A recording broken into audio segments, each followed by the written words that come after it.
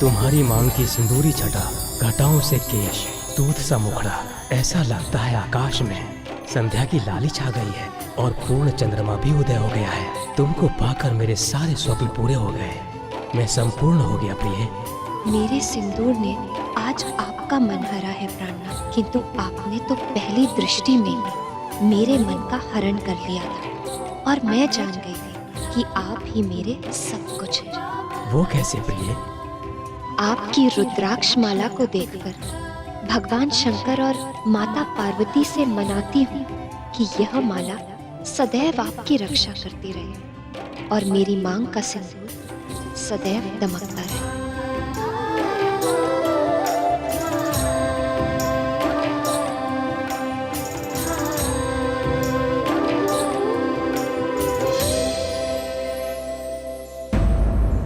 सिंदूर की सुंदरता अपने स्थान पर, किंतु उसका वास्तविक महत्व तो नारी ही जानती है।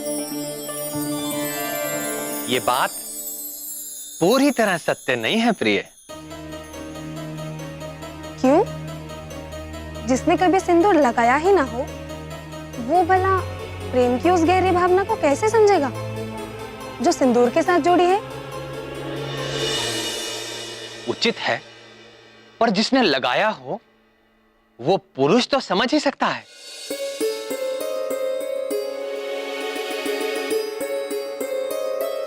हे अव्यक्त, ऐसा कौन सा पुरुष है जो सिंदूर लगाता हो?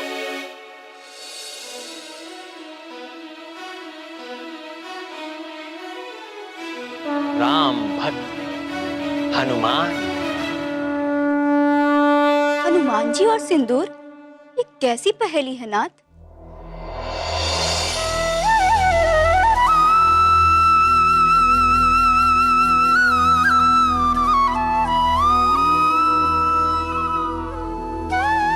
ये पहली तो वो ही बूझे जो सिंदूर लगाती।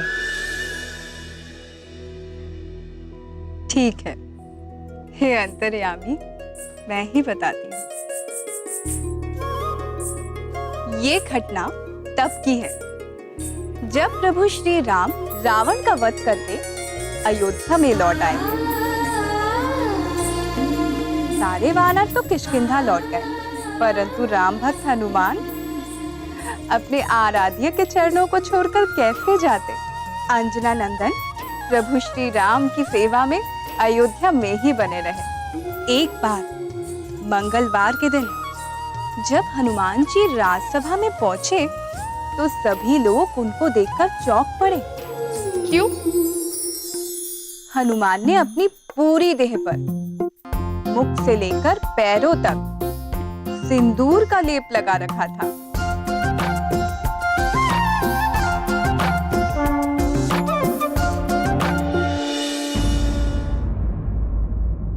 श्री रामचंद्र की, श्री रामचंद्र की, श्री रामचंद्र की, श्री रामचंद्र की।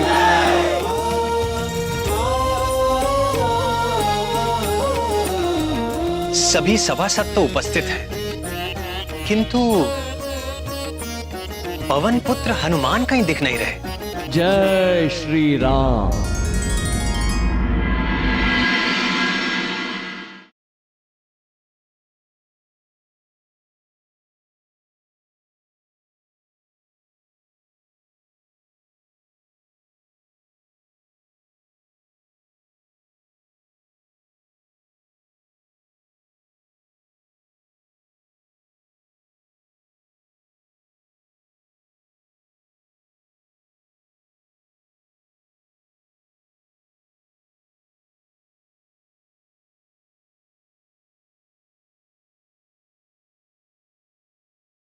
जय श्री राम।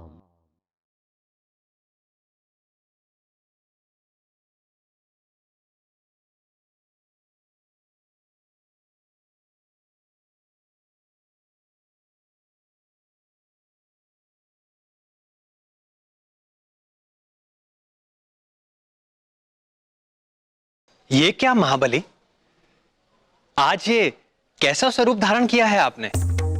आपकी प्रसन्नता के लिए प्रभु। मेरी प्रसन्नता के लिए?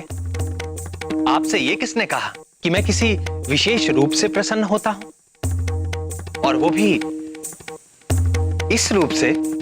ये ज्ञान तो मुझे स्वयं माता सीता से मिला है प्रभु। जानकी से? जानकी ने आपसे ऐसा क्यों कहा और कब कहा? आज प्रातःकाल संध्या वंदन के पश्चात जब मैं माता सीता से प्रसाद पाने गया,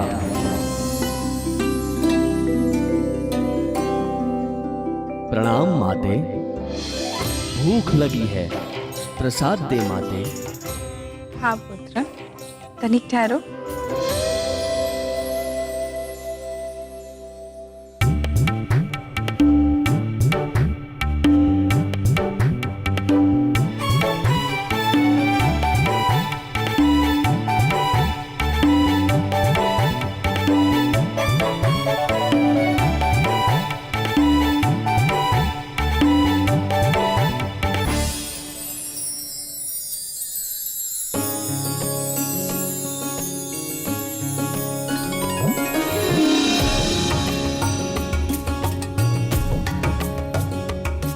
माते, एक प्रश्न पूछूं? महाज्ञानी हनुमान हमसे कुछ जानना चाहते हैं। अवश्य पूछिए अंजना नंदन। माते, इस दिव्या के ना खुलने से आप इतनी व्याकुल हो गईं और मिलते ही सदा की भांति प्रसन्न हो गईं माते।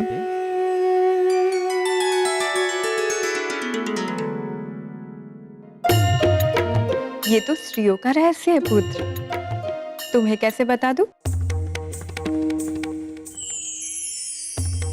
अच्छा अच्छा, उदास मत हो।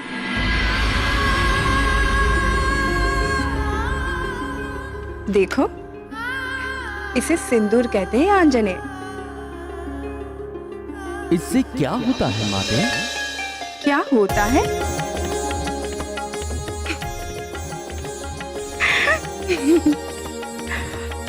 आप भी भोलेनाथ की तरह भोले हैं हनुमान। अच्छा सुनो, संसार की हर स्त्री अपने स्वामी के लंबी जीवन के मंगल कामना के लिए अपने मांग में सिंदूर धारण करती है,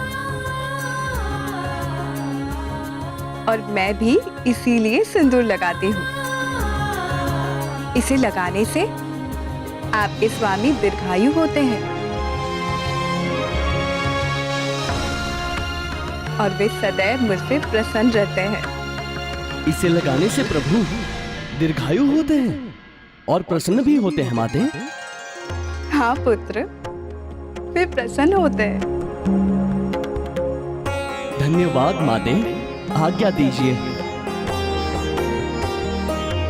अरे हनुमान, तनिक सुनो तो पुत्र।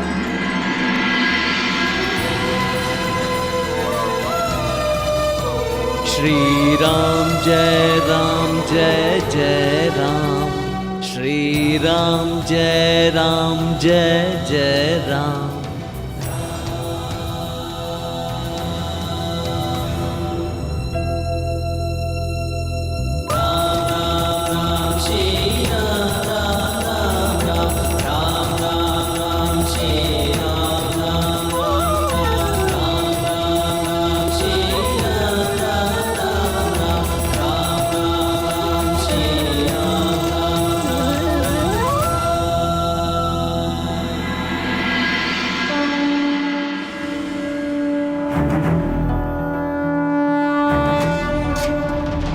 इसलिए मैंने भी सिंदूर लगा लिया प्रभु।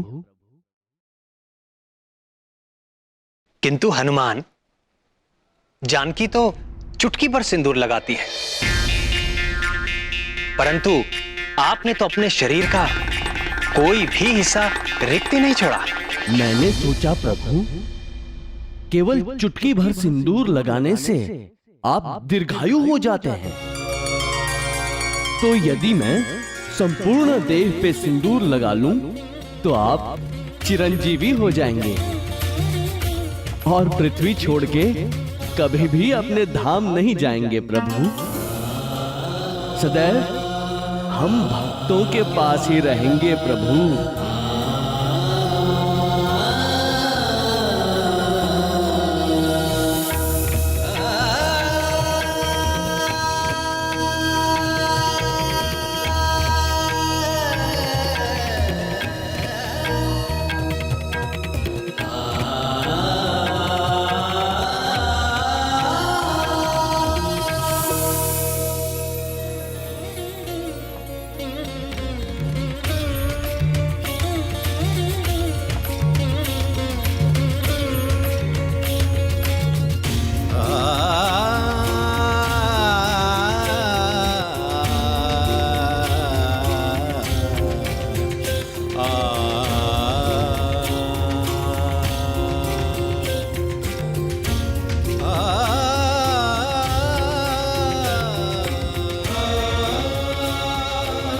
तुम्हारे हृदय की सरलता और भक्ति निराली है हनुमान। ऐसी ही भक्ति मुझे तुम जैसे भक्तों के अधीन बनाती है। आज मंगल के दिन तुमने मेरे लिए जो ये मंगल कामना की है, तो मैं वचन देता हूं महावीर कि मंगलवार को जो कोई भी तुम्हारे इस सिंदूरी रूप के दर्शन करेगा और श्रद्धा से तैल और सिंदूर अर्पित करेगा, उसके प्रति भी मैं वैसे ही कृपालु हो जाऊंगा जैसे जैसे कि तुम्हारे प्रति हूं। जय राम भक्त हनुमान, जय राम भक्त हनुमान। पवन पुत्र का किया सम्मान, भक्तों के लिए लिया ये आन। जो हनुमत को रंगे सिंदूरी, राम करे सब इच्छा पूरी। जो हनुमत को रंगे सिंदूरी, राम करे सब इच्छा पूरी। राम करे सब इच्छा पूरी।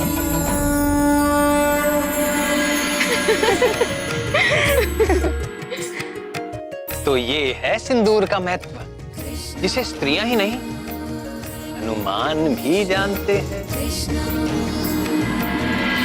एक और महत्व की बात थी जो मैंने हनुमान से कही थी, अर्थात जानकी ने कही थी।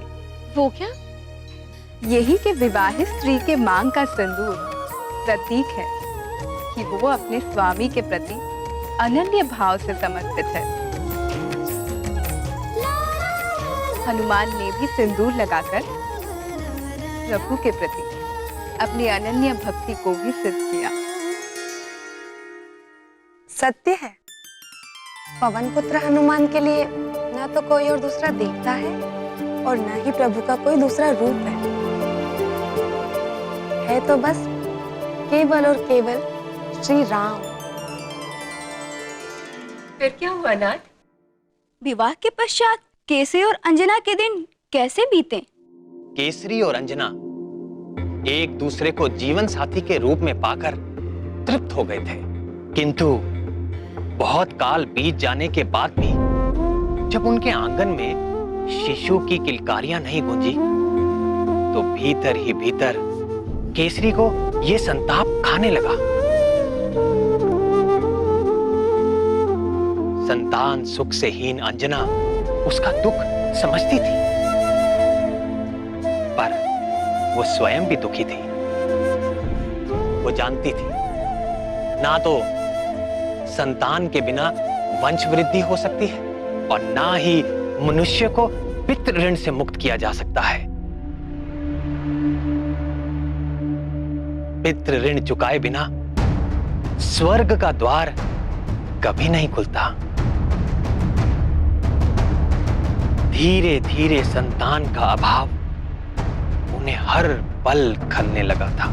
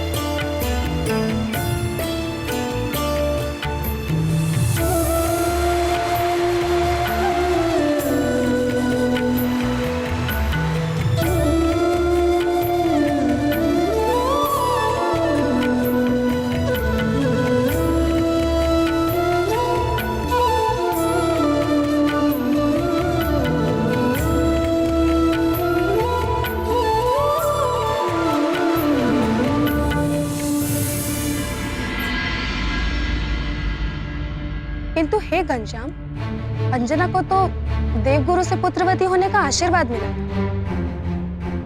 उसी कारण उन्हें पृथ्वी पर जन्म लेना पड़ा। तो फिर उन्हें संतान न होने का क्या कारण था? अंजना को यदि किसी साधारण जीव को जन्म देना होता तो कोई कठिनाई ना होती, किंतु उसे तो महाकाल भगवान शंकर के अंश को अपने गर्भ में धारण करना था, जिसके लिए वो आध्यात्मिक रूप से परिपक्व नहीं थी। पूर्व जन्म की अप्सरा अंजना स्वर्ग लोक से आई थी। स्वर्ग भोग विलास का लोक है, तप का नहीं। और अंजना को हनुमान को जन्म देने के योग्य बनने के लिए तपस्या की आवश्यकता थी। तपस्या? किंतु कैसे?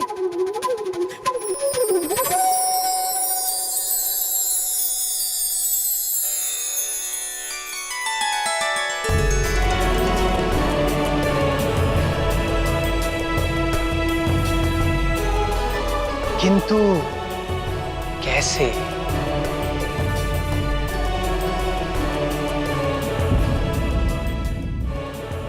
यही बात तो केसरी और अंजना भी जानना चाहते थे कि वो संतान पाने के लिए क्या करें, कैसे करें। संतान की अभिलाषा से अनेक लौकिक उपाय किए, किंतु कोई लाभ ना हुआ। तब उन्होंने अपनी समस्या के अलौकिक समाधान को जानने के लिए ऋषि मतंग की शरण ली।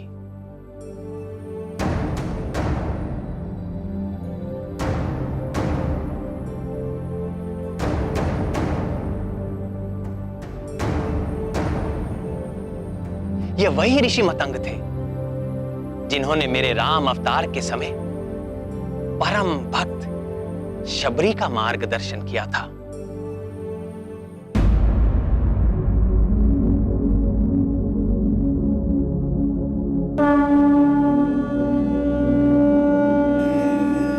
संतान प्राप्ति अस्तु।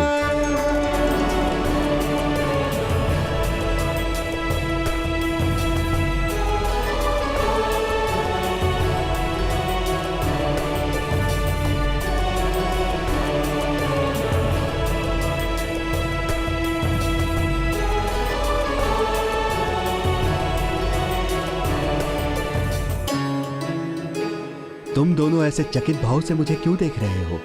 आपने तो बिना मांगे ही हमें मनचाहा वर दे दिया। अब एक समाधान और कर दें ऋषिवर। हम जानना चाहते हैं कि हमें यह सौभाग्य कब प्राप्त होगा। केसरी, तुम्हारी मनोकामना अवश्य पूर्ण होगी, परंतु देवाधिदेव भगवान शंकर का आशीर्वाद प्राप्त करने के पश्चात भगवान भोले शंकर को प्रसन्न करने के लिए अंजना को 12 वर्षों तक कठिन तपस्या करनी होगी।